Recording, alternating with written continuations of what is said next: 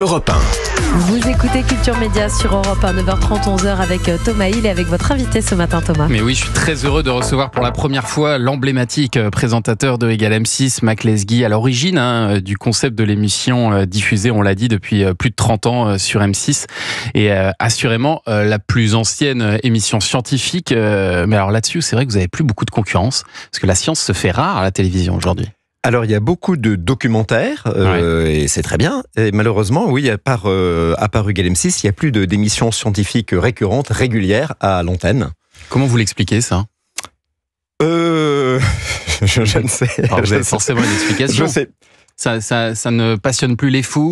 Non, je pense que ça intéresse toujours. Nous, on fait toujours nos 2 millions de spectateurs en moyenne. Donc, je pense qu'il y a une clientèle, comme on dit. Il y a des téléspectateurs que ça intéresse. Je sais pas. Peut-être que ça intéresse moins les journalistes. Les dirigeants de chaîne plutôt. Ça intéresse peut-être moins. Ouais. Les dirigeants de chaîne sont intéressés par les projets qui rencontrent une audience et l'intérêt du public d'une manière globale. Ouais. Alors peut-être qu'on manque tout simplement de vulgarisateurs. Moi, c'est ma tentative d'explication. C'est sûr qu'on pourrait être 2, 3, 4. Il y a plein d'émissions sur le sport ou l'histoire qui sont récurrentes. Voilà, et personne ne se marche sur les pieds. Ça pourrait être la même chose en science. Et c'est vrai que le succès de votre émission tient aussi à votre personnalité, Mac Lesguy, et même, je dirais, au personnage que vous avez créé d'une certaine manière, ce dandy de la science. Mais alors, vous avez quand même une vraie formation scientifique au départ. Vous êtes ingénieur agronome, c'est ça ? Exactement. Je suis ingénieur agronome et je me suis dit, tiens, pourquoi pas mettre mes quelques notions de science au service de la télé. C'est une réflexion que j'ai eue en 91 avec un ami. Et vous savez, c'est drôle quand vous dites dandy de la science, etc. Parce que moi, j'ai toujours l'impression de faire une émission sérieuse et d'expliquer sérieusement les choses.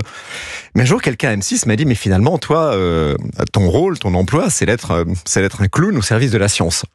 J'ai un clown, moi, qui suis un ingénieur, mais d'où ça sort ? J'étais très vexé, et en fait, j'ai fini avec les années par me rendre compte que finalement, il y avait quelque chose chez moi qui suscitait un peu ou le rire ou bien une certaine sorte de sourire. Donc j'ai fini par me plier à ça. Mais à la base, je voulais qu'on fasse une émission extrêmement sérieuse. Je voyais pas du tout l'humour caché qu'il y avait à l'intérieur. On me dit qu'il y en a, donc tant mieux. Bah si, les lunettes. Oui. Les lunettes déjà. Non, mais c'est un style de présentation aussi. Vous avez votre style à vous, et c'est ça aussi qui fonctionne, je pense, à la télévision aujourd'hui, c'est d'avoir sa patte. Je pense que c'est d'ailleurs mon style naturel. D'ailleurs, les gens souvent dans la rue ou quand je vais au restaurant ou ailleurs me disent vous êtes comme à la télé. Je dis oui, effectivement. je suis sûrement un très bon comédien, mais je ne sais jouer qu'un seul rôle, c'est le mien. Et alors dimanche, ce sera un numéro un petit peu particulier de Égal M6 parce que vous avez pris des expressions populaires que vous vérifiez d'un point de vue scientifique. Donc vous avez choisi 5 expressions et on découvre par exemple que lorsqu'on vous dit t'as une mémoire de poisson rouge, en fait c'est plutôt un compliment. Exactement, puisque le poisson rouge, on croit que on le voit tourner dans son bocal. Un jour, quelqu'un a dit il a oublié quand il a fait le tour du bocal, il a oublié qu'il avait fait un premier tour, donc il recommence. Voilà. En fait, le bocal, c'est un habitat qui n'est pas du tout adapté au poisson rouge. Il y a des tas d'expériences très simples même qu'on peut faire chez soi pour se rendre compte que le poisson rouge a une mémoire. Et là, on est allé chez un des scientifiques qui élève des poissons rouges. On voit que dès qu'ils amènent l'escabeau pour distribuer la nourriture devant ce grand bassin et les poissons rouges remontent à la surface en il a amené l'escabeau, donc forcément il va nous amener de la nourriture, donc il se prépare à l'avaler. Et on a même fait des expériences relativement simples qui montrent qu'un poisson rouge peut se souvenir de faits précis qui se sont déroulés 4 mois auparavant. Imaginez. Et ça, c'est une expérience qui le prouve. Peut-être qu'un poisson rouge va, durant toute sa durée de vie, se souvenir d'événements qui se sont déroulés pendant sa jeunesse.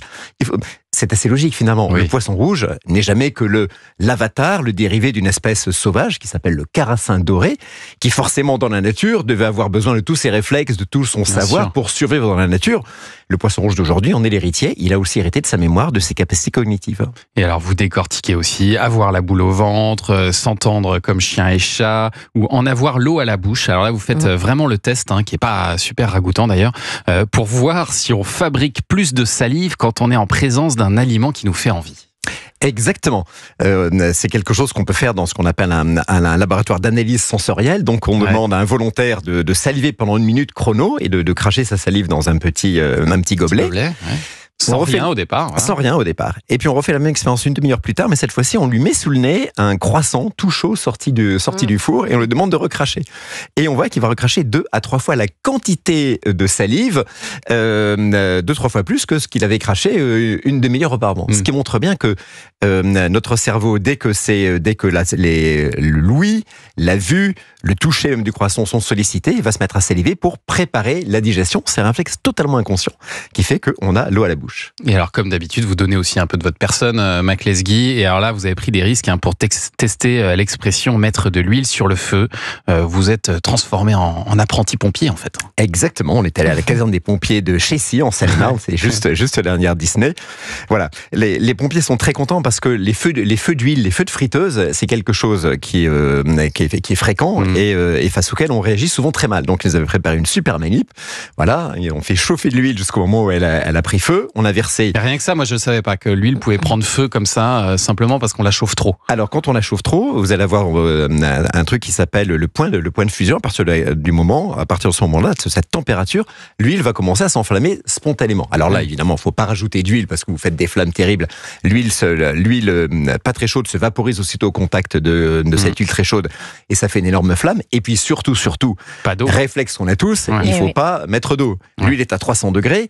L'eau versée dessus va aussitôt se transformer en mini-gouttelettes. Ces mini-gouttelettes vont emmener les pellicules d'huile en feu tout autour et c'est là que vous allez faire un feu gigantesque dans votre cuisine. Il faut en fait étouffer le feu avec une couverture. Enfin, le mieux, c'est une serpillière ou un linge humide. C'est hyper efficace et c'est beaucoup moins dangereux. Aujourd'hui, l'émission, elle réunit autour de 2 millions de téléspectateurs. Vous l'avez dit, Mac Lesguy, le dimanche, un peu vers la fin du JT, ça démarre vers 20h25. Oui. Est-ce que vous savez si vous serez encore là à la rentrée ou est-ce que chaque année, vous devez remettre votre titre en jeu ? Comment ça se passe ? Alors, oui, on remet chaque année notre titre en jeu. Bon, ça fait maintenant, c'est la 35e, même, on a fêté notre 34e anniversaire, donc c'est la 35e saison. J'ai bon espoir que nous soyons là à la rentrée. On le saura après. Je dis toujours, personne n'est propriétaire de sa case ou de son émission. Voilà, ça c'est M6 qui décide. En tout cas, nous, on est partants. On a déjà des idées pour le mois de septembre parce qu'il faut toujours anticiper un petit peu. Et on espère qu'on sera là à la rentrée. Eh ben, on l'espère aussi pour vous parce qu'elle est excellente cette émission. E égale M6, 5 expressions populaires qui sont décryptées dimanche soir. C'est à retrouver donc à partir de 20h25 sur M6. Restez encore un peu avec nous, Mac, pour suivre l'actu des médias dans un instant. Avec le journal des médias de Julien Pichenet qui arrive dans un instant sur Europe 1. Alors ce matin, on va parler du retour des traîtres. C'est ce soir sur votre chaîne, Mac Lesguy, M6. Oui. Et puis ça se confirme, Nicolas de Taverneau devrait prochainement reprendre la Ligue de football professionnel Média.